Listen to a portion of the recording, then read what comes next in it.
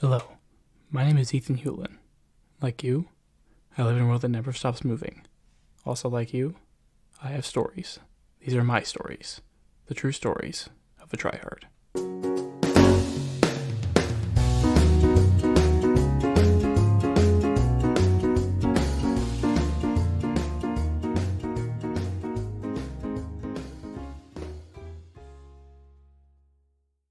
Welcome back to True Stories of a Tryhard. I am Ethan Hewlin, and this episode is coming from a very personal place. For the past few days, I've been kind of in a funk, and it was not till, honestly, a few hours ago that I really understood why. Like some of you out there, I suffer from what is called seasonal affective disorder or seasonal depression. It's usually caused by a lack of vitamin D during the winter months where we're not outside as much. Which, where I am, it is winter, it is cloudy, it is cold, and I don't like it. Because, frankly, it's made me, I don't know, it really makes me my worst self when I can't, what's the word for it? I can't put my feelings into words. Like, I feel sad, or I feel like I can do nothing right, or I just can't do whatever I'm putting my mind to, and I don't really know why. Now I do. Or at least now I realized that I do. And it's not easy going through this sort of thing during this time of year. And I know that I'm not alone. So today and this whole week really has been kind of a learning curve, because it was my first week back at school in the new semester. I was throwing myself into a new routine. I had new places to go. I had new subjects. I had new professors that I had to get used to. There was a lot of new all coming in at the exact same time, which I personally do not do well with. And that's really been weighing on me a lot. I also haven't been as consistent working out as I have been in the past, which is probably another reason why I've been feeling the way I have. And it just got me thinking, once I realized what was happening, about the ways that I've dealt with this in the past. And to be completely honest, the way that I've solved this particular problem, or at least temporarily, is to be around people that I love. That's really what's helped me through a lot of different things related to this, is just being around people that I love, that I care about, and that I know will accept me for who I am. And as loyal listeners know, I am an introvert. I don't normally get energy from being around people, but this is one of the few circumstances where that's actually helped me be better than I was, or at least feel better. For example, today, my grandma and grandpa, who I live with right now, they came home from a few-day trip that they went on, and when I heard them come home, I just leapt up from what I was doing, which was basically just sitting there trying to come up with something to do so I could distract myself from the way I was feeling. And I just remember feeling just overjoyed at this, at the fact that they were home, because honestly, it's loneliness that only makes things worse for me, which leads to some very, very negative thoughts. I kind of resort back to my not so good tendencies when there aren't other people around to help either A, distract me, or B, keep me more in check. I mean, even doing this, recording this, which I would normally just absolutely love to do. I love doing this. I love getting the opportunity to sit down in front of my microphone and pour myself out to my listeners, you guys, the tryhards who are listening right now. But even that's hard for me right now, because I didn't feel like, and to a certain extent, still don't feel very motivated, which is not normally me. And I feel like that is definitely the case with a lot of the various times that people can suffer from this. Like, a lot of people won't feel like themselves. They'll be wondering why this is the way that they're feeling, but not really wanting to do anything about it. So in front of me I have an article from Mayo Clinic about seasonal affective disorder, and here's just some simple signs and symptoms. Feeling depressed, losing interest in activities you usually enjoy, having low energy, trouble sleeping, feeling sluggish or agitated, difficulty concentrating, feeling hopeless, worthless, or guilty. And that's frankly how I've been feeling for the past few days or so. And, frankly, most of this week. Now, what I have, fall and winter seasonal affective disorder, some symptoms that are specific to that can be oversleeping, change in appetite, especially craving for foods high in carbohydrates, which I've been experiencing a lot as well, and then tiredness or low energy, which again, I've definitely also been feeling. So that's a little bit more on that front. I honestly didn't realize the amount of impact that this would have on me, because I didn't feel like I feel like there was enough wrong with me that I didn't need anything else. But the fact of the matter is, it's not entirely up to me what affects me and what doesn't. But what does is the way I react. And that's something that I need to work on, because the fact of the matter is, I'm not nearly as good about dealing with the things that I feel when I'm feeling them.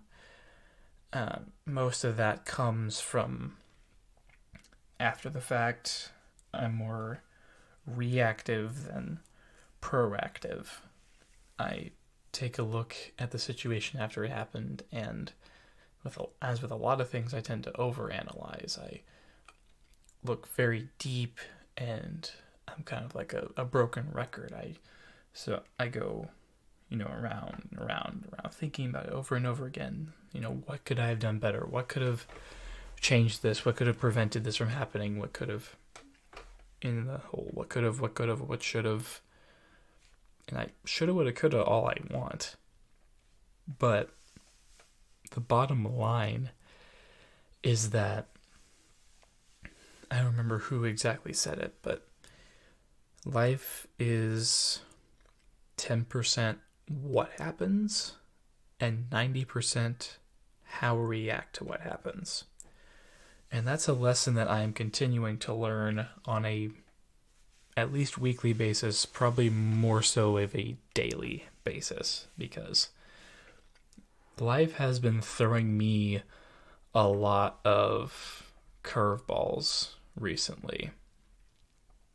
For example, my aunt, my dad's sister, we found out has colon cancer, but there is a silver lining to that cloud in that it is benign, so that I can take heart in.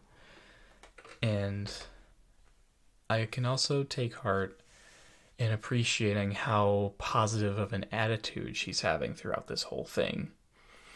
Because I honestly admire her for having that much of a positive outlook on life, considering the sometimes terminal circumstances that come with cancer, that come with being, in that environment of a hospital, and knowing that, possibly your life may be over before you ever thought it would be.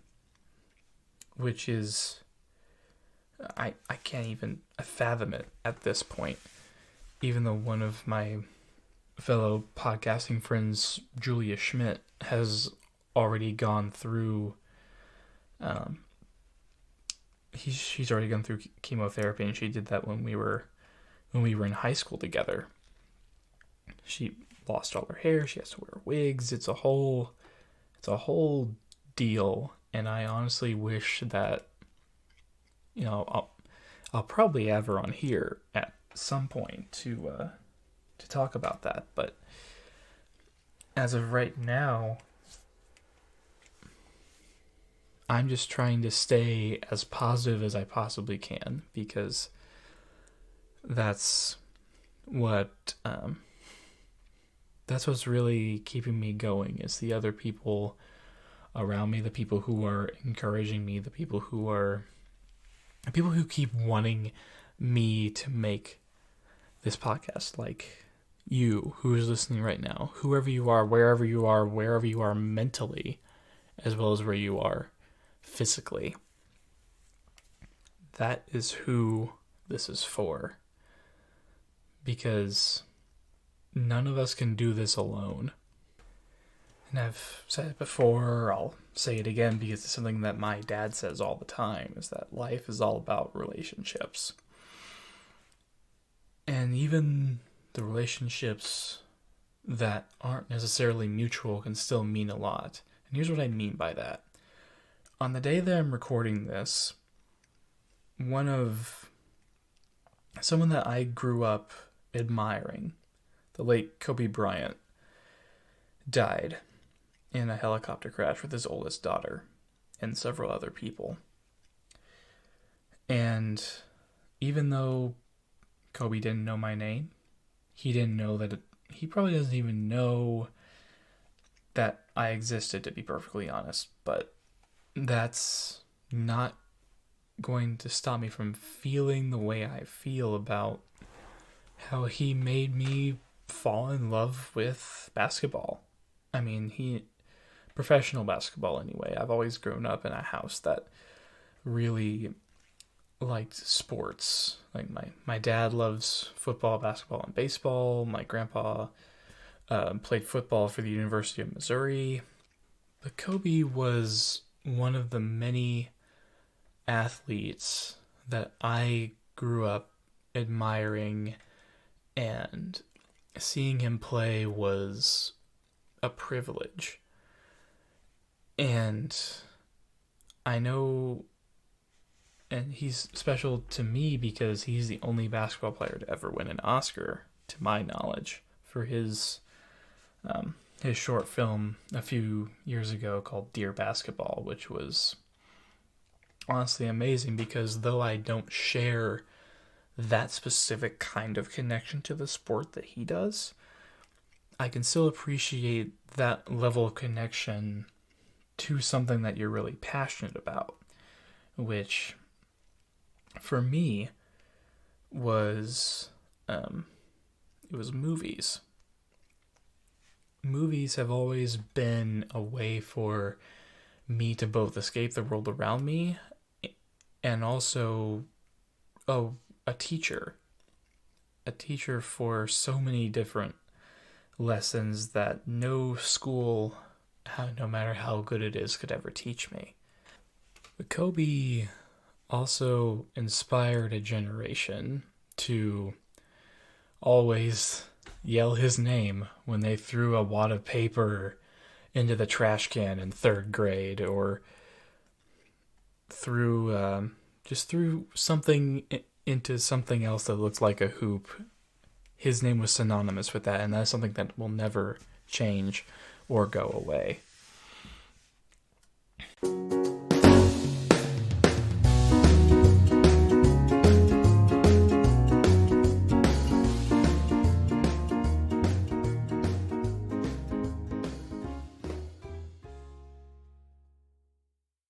Hey, it's me, Editing Room Ethan, coming back at you once again with an ad for the Patreon.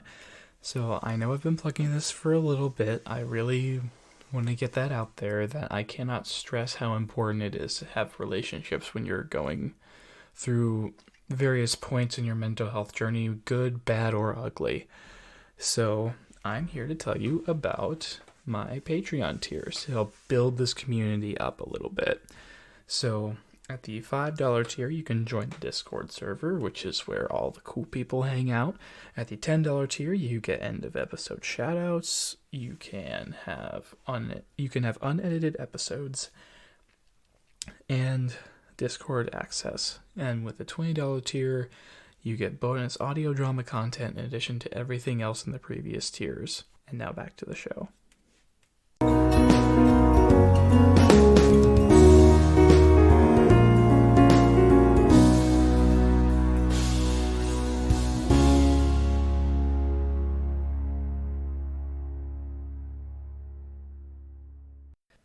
And I get that I might be rambling, and I really am sorry for that, but that is the nature of things when you're a podcaster talking to yourself. But my point in all that rambling was that all relationships matter, and that is what gets me, and probably some of you, through some of your more depressing moments in this particular season. I know not everyone's is the fall and winter part of seasonal affective disorder, but that's how it is for me, and I can only speak for myself. I've also found that having one of these special lights, I'm not entirely sure what they're called, but my aunt had one, and I borrowed it for a few days, and I honestly kind of want it back because it's really been super, super helpful in helping me feel better. Let me see what they're called. They're called sun lamps. That makes a lot of sense. Yeah, I kind of want a sun lamp of my own because I feel like that would be super helpful for, these months when I'm not feeling my absolute best. Anyway, that's where I am right now. I know some of you are feeling about the same way, and I just wanted to get this out there to let all of you know that you are not alone. I am there with you. I understand where you're coming from. And I've been feeling that way recently.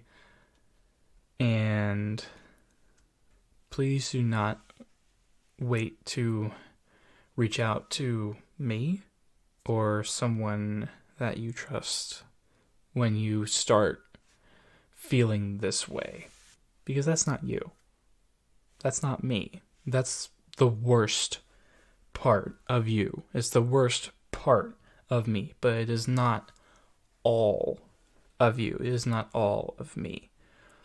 You and I and anyone else, we are more than the worst parts of ourselves. I mean, yes, they're still there. Yes, there'll be times when we struggle, but there will always be a light at the end of the tunnel, and that is something that I cannot stress enough. So, thank you, listeners, for tuning in to True Stories of a Tryhard. You can find me on Instagram at ethan.t.hewlin. You can find me on Twitter at etphonehome. The O's are zeros and the E's are threes. You can find the podcast on Instagram and Twitter at True Stories Pod. I'll be back with more stories next week.